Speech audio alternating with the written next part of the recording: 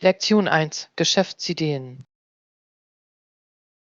Hallo Anna, ich arbeite an einer neuen Geschäftsidee und sehe Potenzial für einen echten Erfolg. Das klingt spannend. An welche Art von Geschäft denken Sie? Ich möchte einen kleinen Online-Shop eröffnen, der handgefertigtes Kunsthandwerk verkauft. Ich denke, dass es einen wachsenden Markt für einzigartige, handwerklich hergestellte Produkte gibt. Das ist eine tolle Idee. Handgefertigte Gegenstände haben einen besonderen Charme. Wie wollen Sie Ihre Materialien beschaffen? Ich möchte mit lokalen Handwerkern zusammenarbeiten, um eine Vielzahl von Produkten herzustellen. Es unterstützt nicht nur die Gemeinschaft, sondern sichert auch die Qualität. Ich liebe diesen Ansatz. Die Unterstützung lokaler Talente kann bei den Kunden großen Anklang finden. Wie würden die Gewinne unter den Handwerkern aufgeteilt? Ich schlage ein faires und gerechtes System vor. Wir könnten den Gewinn auf der Grundlage der Materialkosten und der Zeit, die jeder Handwerker mit der Herstellung seiner Produkte verbringt, aufteilen. Das klingt vernünftig. Es ist wichtig sicherzustellen, dass sich jeder für seine Arbeit wertgeschätzt und angemessen entlohnt fühlt. Genau. Ich möchte eine positive Arbeitsbeziehung mit allen Beteiligten fördern. Haben Sie über Marketingstrategien nachgedacht? Verf Soziale Medien können ein mächtiges Werkzeug sein. Wir könnten die Geschichten der Kunsthandwerker und den Herstellungsprozess präsentieren, um potenzielle Kunden anzusprechen. Toller Punkt. Durch das Teilen von Inhalten hinter den Kulissen fühlen sich die Produkte persönlicher an und sind mit den Kunsthandwerkern verbunden. Ruf. Die Menschen lieben es, den Aufwand und die Kreativität zu sehen, die in handgefertigten Artikeln stecken. Auf welche Plattformen sollten wir uns Ihrer Meinung nach konzentrieren? Instagram und Facebook eignen sich hervorragend für visuelle Inhalte. Wir könnten auch darüber nachdenken, einen Blog zu starten, um Tipps und Geschichten rund ums Basteln auszutauschen. Ein Blog wäre eine wunderbare Ergänzung. Es kann dabei helfen, eine Community rund um die Marke aufzubauen und mehr Besucher in den Shop zu locken. Genau. Darüber hinaus kann es unser Suchmaschinenranking verbessern und es für Menschen einfacher machen, uns online zu finden. Das ist eine kluge Strategie. Haben Sie darüber nachgedacht, wie Sie Versand und Logistik abwickeln? Ja, ich habe vor, mit einem zuverlässigen Versandunternehmen zusammenzuarbeiten. Wir bieten Optionen zur Nachverfolgung und sorgen für eine sichere Verpackung der Produkte. Das ist wichtig. Kunden schätzen Transparenz und Zuverlässigkeit beim Versand. Wie sieht es mit dem Kundenservice aus? Ein guter Kundenservice ist entscheidend. Ich möchte es dem Kunden leicht machen, uns bei Fragen oder Bedenken zu kontaktieren und wir sollten umgehend antworten. Ich stimme zu. Der Aufbau von Vertrauen bei Kunden kann zu Folgegeschäften führen. Haben Sie einen Plan für die Abwicklung von Rücksendungen oder Umtausch? Ja, ich möchte die Rückgabe unkompliziert gestalten. Wenn ein Produkt beschädigt ist oder nicht der Beschreibung entspricht, bieten wir eine vollständige Rückerstattung oder einen Umtausch an. Das ist eine gute Politik. Es zeigt, dass Sie hinter Ihren Produkten stehen und sich um die Kundenzufriedenheit kümmern. Genau. Ich glaube, dass die Schaffung einer positiven Erfahrung die Mund-zu-Mund-Propaganda fördert, die für das Wachstum von unschätzbarem Wert ist. Lektion 2: Modefunde. Hallo Anna, ich wollte meine Garderobe auf den neuesten Stand bringen und brauche deinen Moderat.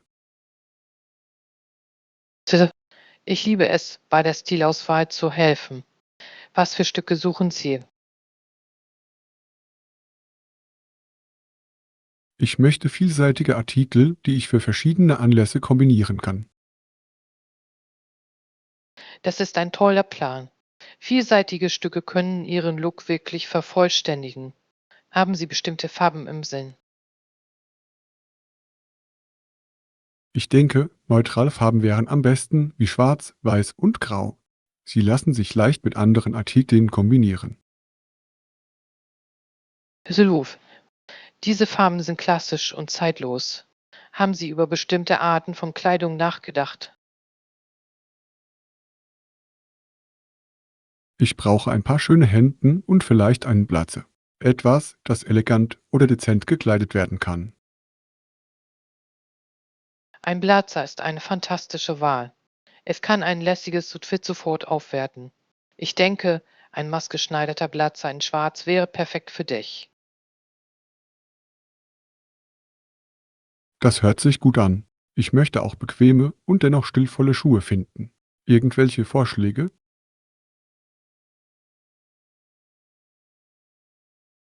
Wie wäre es mit einem Paar Slipper? Sie sind schick und können sowohl zu lässigen als auch zu formellen Outfits getragen werden. Die Idee gefällt mir. Meinst du, ich sollte mir auch ein paar Accessoires zulegen, um meinen Look zu vervollständigen? Definitiv. Eine schöne Uhr oder ein einfaches Armband können einen Hauch von Raffinesse verleihen. Wie wäre es mit einem Gürtel? Ein Gürtel wäre nützlich. Ich brauche etwas, das zu meinen Schuhen passt. Soll ich mich für Leder oder Stoff entscheiden? Leder wäre vielseitiger und langlebiger. Es passt sowohl zu eleganten als auch zu legeren Outfits. Großartig. Ich werde nach einem Ledergürtel suchen, der zu meinen Schuhen passt. Wie wäre es mit mehreren Schichten für kälteres Wetter? Ein leichter Pullover oder eine stylische Strickjacke könnten gut funktionieren. Sie eignen sich perfekt zum Schichten und können ihrem Outfit Struktur verleihen. Darüber hatte ich nicht nachgedacht. Eine schöne Strickjacke klingt bequem und modisch. Ja, für einen entspannten Look können Sie es über einem Hemd oder sogar einem T-Shirt tragen. Haben Sie einen Lieblingsladen zum Einkaufen? Normalerweise kaufe ich online ein, aber ich glaube, ein Besuch in einem Geschäft würde mir helfen, die Stücke persönlich zu sehen. Das ist ein kluger Schachzug. Das Anprobieren kann Ihnen helfen, die richtige Passform und den richtigen Stil zu finden. Außerdem können Sie sich von verschiedenen Outfits inspirieren lassen. Ich stimme zu. Bevor ich gehe, mache ich eine Liste mit allem, was ich brauche. Es wird mir helfen, konzentriert zu bleiben. Gute Idee. Beim Einkaufen lässt man sich leicht ablenken. Planen Sie, dieses Wochenende hinzufahren. Ja, ich denke, ich werde am Samstag losfahren. Ich bin gespannt, was ich finden kann. Lektion 3. Themenarbeit zu Hause. Hi Anna, hast du gesehen, wie meine Familie gestern zusammengearbeitet hat? Verwickel. Was ist passiert? Wir haben alle mit angepackt, um den Hof aufzuräumen. Mein Vater holte den Rechen, während meine Mutter die Müllsäcke schnappte. Das klingt nach einer großen Aufgabe. Hast du auch geholfen? Absolut. Ich war dafür verantwortlich, die Blätter aufzusammeln und in die Säcke zu packen. Pfiff. Es ist großartig, wenn jeder seinen Beitrag leistet. Wie hat es sich angefühlt, als Team zu arbeiten? Es fühlte sich lohnend an. Wir waren viel schneller fertig, als ich erwartet hatte. Das ist großartig. Hattest du Spaß beim Putzen? Ja, wir haben daraus ein Spiel gemacht. Wer die meisten Blätter aufsammelte, bekam später einen Keks. Das ist eine clevere Idee. Hast du den Keks gewonnen? Das habe ich. Ich habe fast 50 Blätter gesammelt. Meine Schwester war jedoch dicht dahinter. Klingt konkurrenzfähig. Was dachten deine Eltern über dein Spiel? Sie haben es geliebt. Sie machten sogar mit und versuchten, mehr Blätter aufzusammeln als wir. Wie lustig. Haben Sie nach Abschluss der Gartenarbeit gefeiert? Wir haben es geschafft. Wir machten ein kleines Picknick im Garten mit Sandwiches und Limonade. Das ist eine perfekte Möglichkeit, sich selbst zu belohnen. Hast du jemanden eingeladen? Nur unsere Nachbarn. Sie schlossen sich uns an und es wurde eine kleine Versammlung. Wie schön. Es ist toll, so Arbeit und Spaß zu verbinden. Genau. Dadurch fühlte sich die Reinigung weniger wie eine lästige Pflicht, sondern eher wie ein Familienereignis an. Ich liebe diese Idee.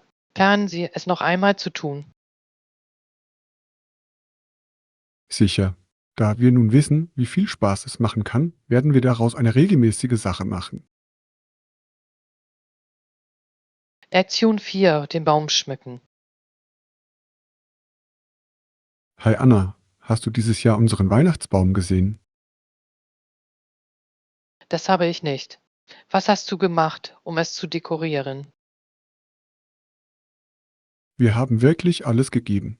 Wir haben Lichterketten an den Baum gehängt und oben einen Stern angebracht.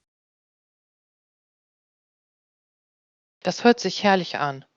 Welche Lichtfarben haben Sie verwendet? Wir haben eine Mischung aus weißem und farbigem Licht verwendet. Es verleiht dem Baum ein magisches Aussehen. Ich wette, es sieht wunderschön aus. Hast du irgendwelche Verzierungen verwendet? Ja, wir haben viele Ornamente hinzugefügt, wie glänzende Kugeln und handgefertigte Dekorationen aus dem letzten Jahr. Diese persönlichen Details machen es zu etwas Besonderem. Haben alle bei der Dekoration mitgeholfen. Absolut. Meine ganze Familie machte mit. Es war ein lustiges, schweißtreibendes Erlebnis. Das ist großartig.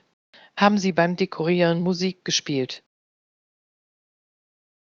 Ja, wir haben Weihnachtslieder gespielt. Es sorgte für eine fröhliche Stimmung, während wir arbeiteten. Ich liebe es, diese Lieder mitzusingen. Was ist dein Lieblingslied? Ich mag Jingle Bells wirklich. Es ist so fröhlich und festlich.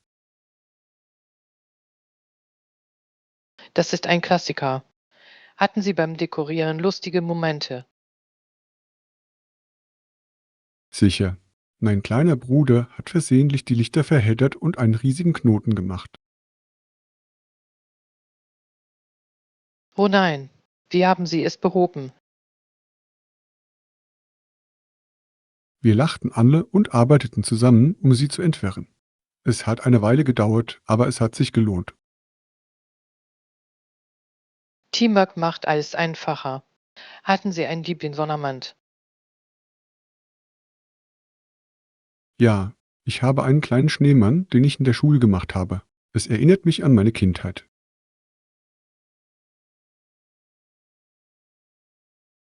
Das ist so süß.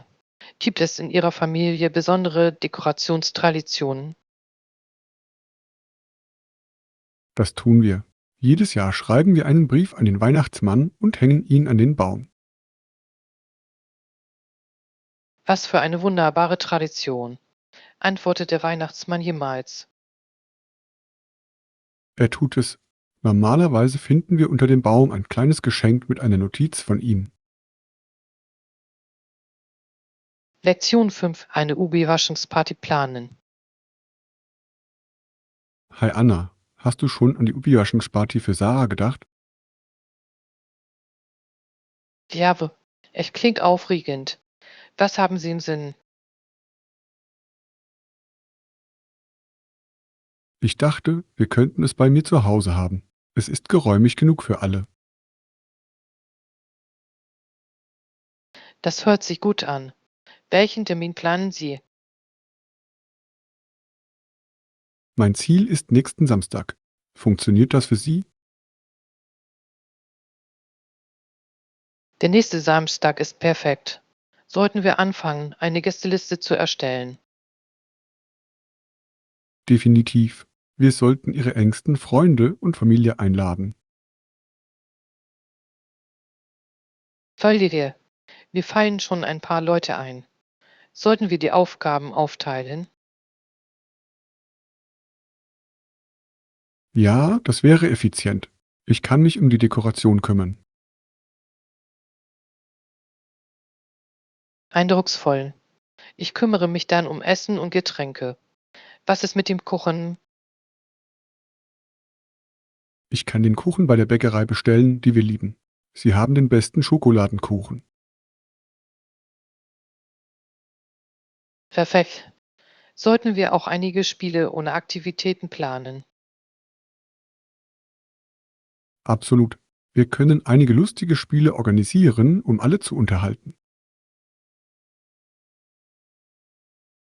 Fängt lustig. Wie wäre es mit einem Quizspiel über Saar?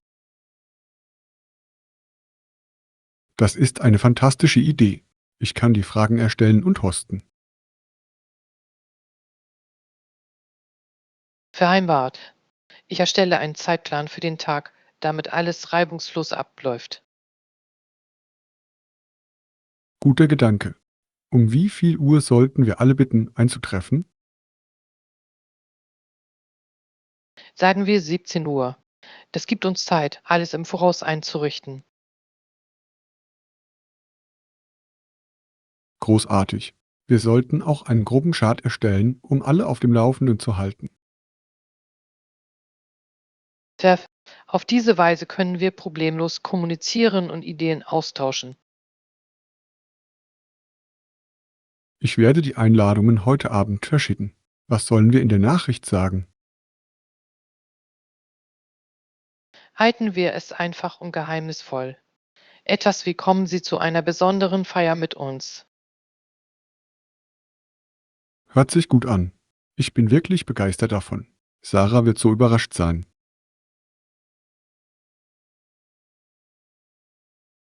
Lektion 6: Verständnis aufbauen. Hallo Anna, ich habe darüber gelesen, wie gespalten sich unsere Welt im Moment anfühlt. Ja, es ist besorgniserregend. Es scheint so viel Hass unter den Menschen zu geben. Genau. Es ist traurig, Gemeinschaften voller Konflikte und Missverständnisse zu sehen.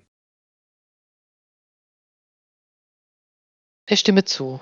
Aber ich glaube, wir können uns bemühen, Freundlichkeit und Einigkeit zu fördern. Das ist eine tolle Einstellung. Was könnten wir Ihrer Meinung nach tun, um zu helfen? Wir könnten damit beginnen, Gemeinschaftsveranstaltungen zu organisieren, die den Dialog fördern. Ich liebe diese Idee. Welche Art von Veranstaltungen haben Sie im Sinn? Vielleicht ein Potluck, bei dem jeder Essen aus seiner Kultur mitbringen kann. Das wäre köstlich. Essen bringt Menschen immer zusammen. Verf Wir könnten auch Aktivitäten einbeziehen, die Teamarbeit und Zusammenarbeit fördern. Wie wäre es mit Spielen, die Kooperation erfordern, wie zum Beispiel eine Schnitzeljagd? Perfekt. Es wäre eine unterhaltsame Möglichkeit für die Menschen, miteinander zu interagieren und etwas voneinander zu lernen. Und wir könnten lokale Führungskräfte einladen, über die Bedeutung der Einheit zu sprechen. Das ist eine tolle Idee. Es würde auch andere dazu inspirieren, aktiv zu werden. Denken Sie, dass wir Workshops zur Konfliktlösung einbeziehen sollten? Hilf. Es ist wichtig, den Menschen beizubringen, wie sie Differenzen friedlich lösen können. Ich stimme zu. Es geht darum, unterschiedliche Perspektiven zu verstehen. Fest. Wir dürfen nicht vergessen, dass jeder seine eigene Geschichte und Erfahrungen hat. Genau. Wenn wir zuhören, finden wir vielleicht eine gemeinsame Basis. Das ist so wahr. Es geht darum, Verbindungen aufzubauen und Empathie zu fördern. Wir könnten sogar ein Wandgemälde erstellen, bei dem jeder ein Kunstwerk beisteuert. Ich liebe das. Es würde unser gemeinsames Streben nach Harmonie symbolisieren. Ja, Kunst hat eine kraftvolle Möglichkeit, Gefühle auszudrücken und Lücken zu schließen. Lektion 7: Festliche Berührungen. Hallo Anna, hast du schon über die Dekoration für die Feiertage nachgedacht? Ruf. Ich habe mir gerade online ein paar wunderschöne Ornamente angesehen. Was ist mit dir? Ich denke darüber nach, eine gemütliche Atmosphäre zu schaffen. Ein Kranz für die Haustür ist ein Muss.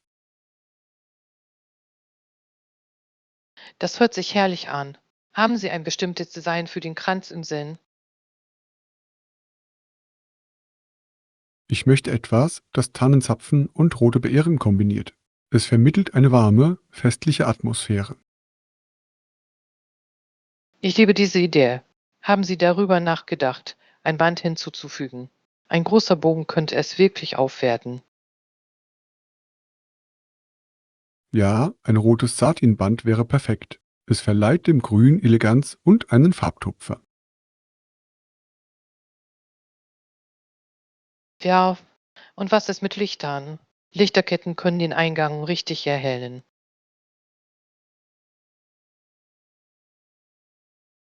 Toller Vorschlag. Ich dachte an weiße Lichter. Sie schaffen eine magische Atmosphäre. Weiße Lichter sind der Klassiker. Für etwas Glitzer können Sie auch etwas Glitzerndes verwenden. Funkelnde Lichter wären bezaubernd. Ich könnte sie sogar um das Geländer wickeln. Oh, das würde umwerfend aussehen. Vergessen Sie nicht, auch die Ornamente am Baum auszubalancieren. Rechts. Für einen dynamischeren Look möchte ich verschiedene Größen und Farben mischen. Das ist klug. Es schafft Tiefe. Haben Sie schon einmal über handgefertigte Ornamente nachgedacht? Ich habe. Sie verleihen eine persönliche Note. Ich habe vor, dieses Wochenende etwas mit meiner Familie zuzubereiten. Was für eine lustige Idee. Sie könnten Dinge wie getrocknete Orangen oder Zimtstangen verwenden. Genau. Sie riechen fantastisch und sehen auch wunderschön aus. Was ist mit deinem Baum? Ich denke an ein rustikales Thema mit Holzornamenten und natürlichen Elementen. Rustikal klingt bezaubernd. Es ist eine großartige Möglichkeit, sich im Urlaub mit der Natur zu verbinden.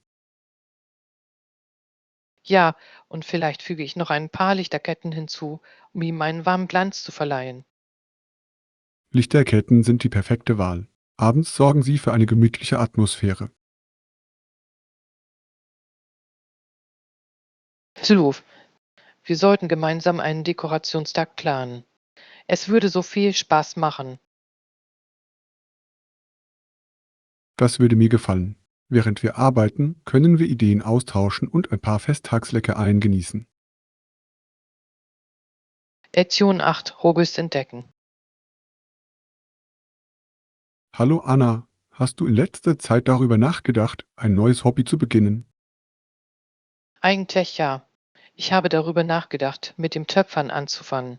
Es wirkt so entspannend.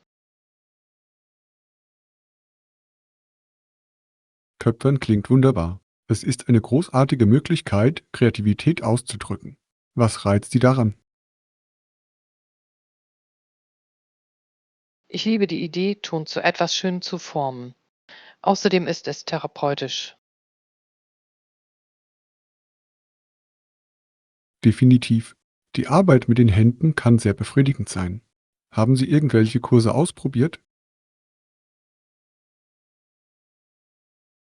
Noch nicht, aber es gibt einige lokale Studios, die Anfängerkurse anbieten. Vielleicht melde es mich. Das ist ein toller Plan. Auch das Lernen in der Gruppe kann Spaß machen. Du lernst neue Leute kennen.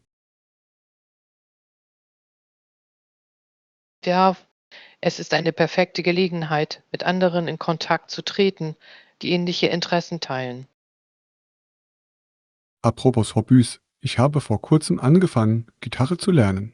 Es ist herausfordernd, aber aufregend. Die Gitarre ist so ein vielseitiges Instrument. Warum hast du es gewählt? Ich habe Musik schon immer geliebt und wollte meine Lieblingslieder spielen. Es fühlt sich lohnend an. Das ist inspirierend. Üben Sie jeden Tag. Ich versuche es, auch wenn es nur eine halbe Stunde dauert. Konsistenz macht einen Unterschied. Ruf. Ich habe gelesen, dass regelmäßiges Training dabei hilft, das Muskelgedächtnis aufzubauen. Genau. Ich habe eine Verbesserung festgestellt, die mich motiviert, weiterzumachen. Haben Sie darüber nachgedacht, vor anderen aufzutreten? Ein wenig. Vielleicht nehme ich eines Tages an einem Open Mic Abend teil.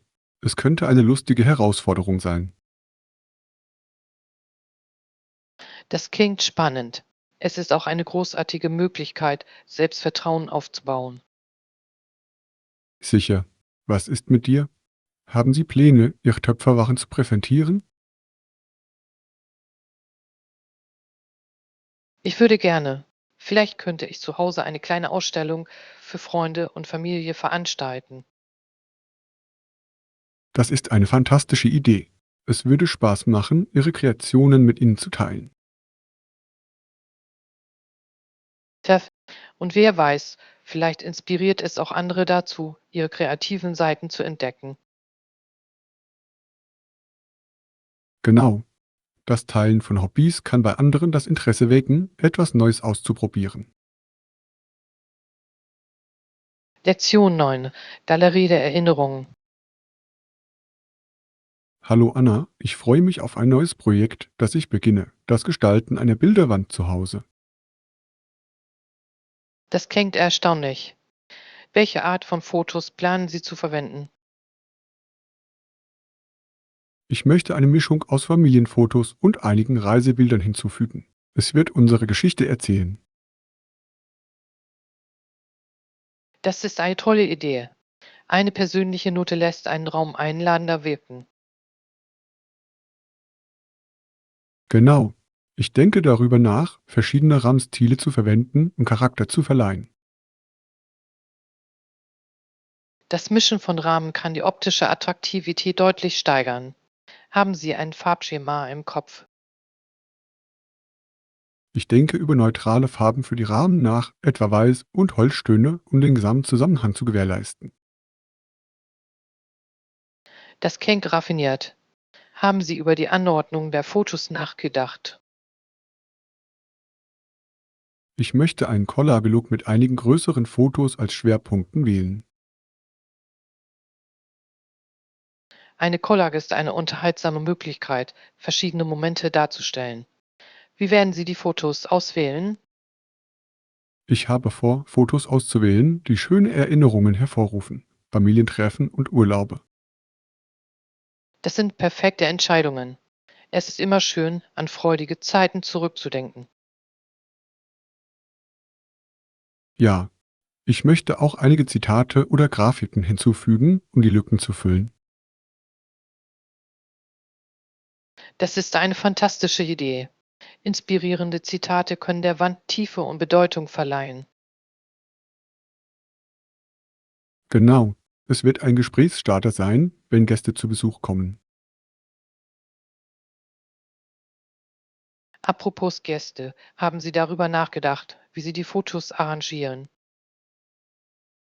Ich denke darüber nach, in der Mitte zu beginnen und nach außen zu arbeiten. Dadurch entsteht ein ausgewogener Look. Das macht Sinn. Sie könnten sogar alles zuerst auf dem Boden auslegen, um es zu visualisieren. Toller Vorschlag. Ich werde das versuchen, bevor ich mich an die Wand begebe. Und vergessen Sie nicht, zur Abwechslung Fotos in unterschiedlichen Größen zu verwenden. Wahr. Für mehr Interesse füge ich sowohl Hoch- als auch Querformat hinzu. Ich kann es kaum erwarten, die fertige Wand zu sehen. Es wird eine schöne Darstellung Ihrer Familie sein. Danke, Anna. Ich hoffe, dass es Wärme und Freude in unseren Wohnraum bringt. Lektion 10: Europa entdecken. Hallo Anna, ich habe darüber nachgedacht, Europa zu erkunden. Es gibt so viel zu sehen. Wo sollte ich Ihrer Meinung nach anfangen? Das ist spannend. Es hängt wirklich von Ihren Interessen ab. Interessieren Sie sich mehr für Geschichte, Kunst, Natur oder Essen?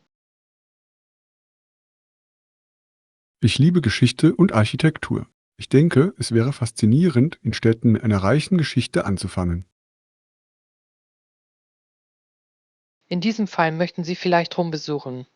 Die antiken Ruinen und die Architektur sind atemberaubend. Das Kolosseum ist ein Muss. Rom klingt perfekt. Ich wollte schon immer das Kolosseum sehen. Was sollte ich mir sonst noch ansehen, wenn ich dort bin? Außer dem Kolosseum sind auch das Forum Romanum und das Pantheon unglaublich. Und vergessen Sie nicht den Vatikan. Der Petersdom ist atemberaubend. Wof, das klingt nach einem vollen Reiseplan. Ich probiere auch gerne die lokale Küche. Irgendwelche Empfehlungen für Essen in Rom?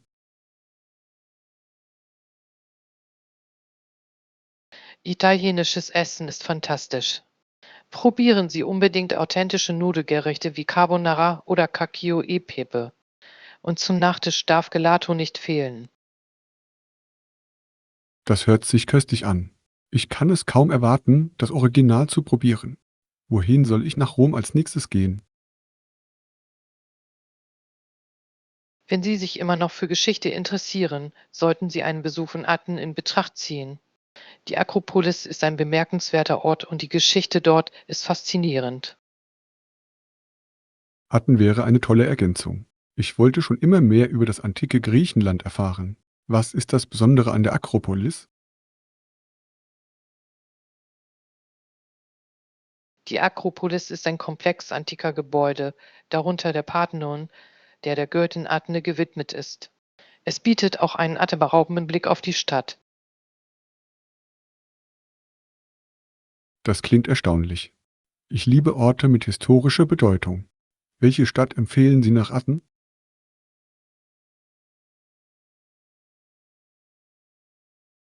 Wenn Sie sich für Kunst interessieren, sollten Sie Paris besuchen. Das Louvre-Museum beherbergt einige der berühmtesten Kunstwerke der Welt. Ich würde gerne die Mona Lisa sehen. Ich habe gehört, dass der Louvre riesig ist. Wie lange sollte ich dort verbringen?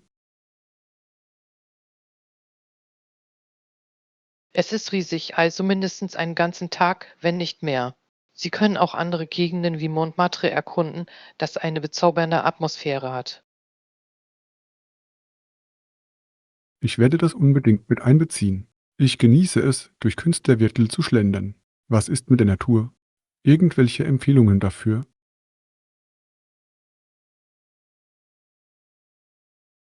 Wenn Sie die Natur lieben, ist ein Besuch der Schweizer Alpen ein Muss. Die Landschaft ist atemberaubend und es gibt viele Wanderwege.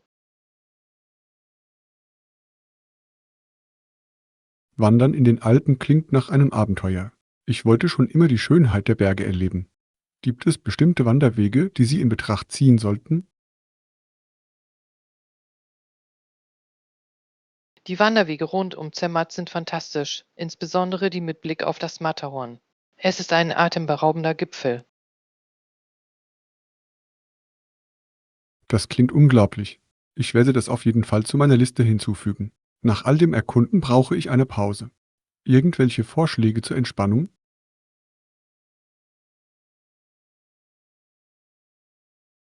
Es könnte Ihnen gefallen, einen Kurort wie Baden-Baden in Deutschland zu besuchen. Es ist bekannt für seine Thermalbäder und Wellnessbehandlungen. Das klingt perfekt zum Entspannen. Ich freue mich über alle Ihre Vorschläge. Europa hat so viel zu bieten. Ich kann es kaum erwarten, mit der Planung meiner Reise zu beginnen. Lektion 11: Unvergessliche Erlebnisse. Hallo Anna. Ich habe an meinen letzten Urlaub gedacht und er war wirklich unvergesslich. Das klingt spannend. Was hat es für Sie so unvergesslich gemacht? Ich war auf einer abgelegenen Insel und die Landschaft war atemberaubend. Ich wanderte an Klippen entlang und entdeckte versteckte Strände. Das klingt erstaunlich. Versteckte Strände sind wie kleine Schätze. Hatten Sie während Ihres Aufenthalts besondere Momente? Definitiv. Eines Abends beobachtete ich den Sonnenuntergang von einer Klippe aus. Der Himmel färbte sich in leuchtende Orange und Rosatöne. Es fühlte sich magisch an. Das kann ich mir vorstellen. Sonnenuntergänge sind so schön, besonders an ruhigen Orten. Es muss ein friedlicher Moment gewesen sein. Es war. Ich traf auch einige Einheimische, die mir alles zeigten. Sie erzählten Geschichten über die Geschichte und Kultur der Insel, was faszinierend war. Das klingt nach einer großartigen Möglichkeit, sich mit dem Ort zu verbinden. Haben Sie während Ihres Aufenthalts lokale Gerichte probiert? Ja, ich habe frische Meeresfrüchte probiert, die ich an diesem Tag gefangen habe. Es gab ein Gericht namens Kirwiche, das unglaublich lecker war. Hattest du es jemals? Ja, Kiwiche ist erfrischend, besonders an heißen Tagen. Ich liebe es, wie die Zitrusaromen den Geschmack des Fisches hervorheben. Genau. Es ist so ein lebendiges Gericht. Apropos Essen. Haben Sie unvergessliche kulinarische Erlebnisse?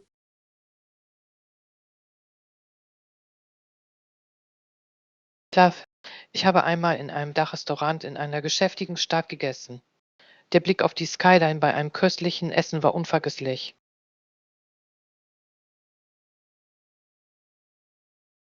Das klingt wunderbar. Ein Essen mit Aussicht kann das Erlebnis noch spezieller machen. Was hast du bestellt?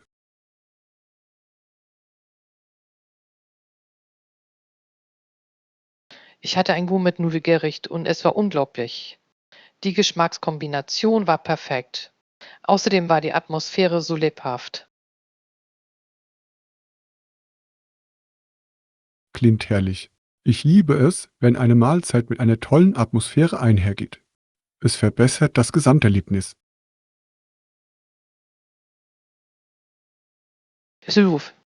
Die Energie des Ortes kann Ihr kulinarisches Erlebnis wirklich bereichern. Hatten Sie schon einmal eine Mahlzeit, die für Sie herausragend war? Ja, ich habe während meiner Reise ein traditionelles Abendessen in einem kleinen Dorf gegessen. Die Familie bereitete das Essen direkt vor unseren Augen zu und es fühlte sich sehr persönlich an. Wie besonders. Eine gemeinsame Mahlzeit mit Einheimischen kann ein einzigartiges Erlebnis sein. Was haben Sie gekocht? Sie machten einen herzhaften Eintopf mit einheimischem Gemüse und Gewürzen. Es war beruhigend und ich hatte das Gefühl, an diesem Abend Teil ihrer Familie zu sein. Das ist schön. Essen bringt Menschen zusammen. Es schafft Verbindungen und Erinnerungen.